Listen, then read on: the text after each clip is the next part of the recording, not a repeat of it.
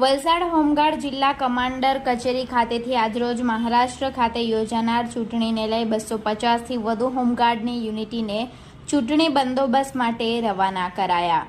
તારીખ 16 નવેમ્બર શનિવારના રોજ 3 કલાકની મળતી માહિતી મુજબ મહારાષ્ટ્ર રાજ્યમાં આગામી 20/11/2024ના રોજ વિધાનસભાની ચૂંટણી યોજવાની હોવાથી ગુજરાત હોમગાર્ડની વડી કચેરીના આદેશ અનુસાર ચૂંટણી બંદોબસ્ત માટે વલસાડ હોમગાર્ડ જિલ્લામાંથી કુલ 250 હોમગાર્ડ તેમજ 5 તાલુકા માનદ અધિકારીઓ તેમજ જિલ્લા હોમગાર્ડ કમાન્ડર અને હોમગાર્ડ તાલીમી અધિકારી સહિતના જવાનોનો કાફલો લક્ઝરી બસો દ્વારા વલસાડથી રવાના કરાયો છે.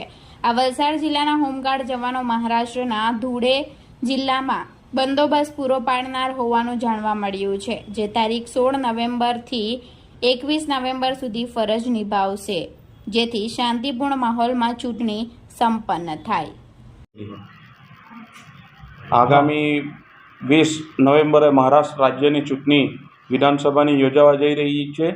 તેમાં ગુજરાતમાંથી 10,000 જેટલા હોમગાર્ડ જવાનો પોતાની ફરજ બજાવવા જઈ રહ્યા છે. તેના સાથે 200 અધિકારીઓ બી પોતાની ફરજ બજાવશે. તે અર્થે મહારાષ્ટ્ર રાજ્યના ધુલે જિલ્લામાં વલસાડ જિલ્લામાંથી 250 હોમગાર્ડ જવાનો તેમજ 5 અધિકારીઓની ટીમ પણ આજ રોજ રવાના થવા જઈ રહી છે. તેઓ તારીખ 16થી તારીખ 21 દરમિયાન પોતાની ચૂંટણીમાં ફરજ બજાવશે.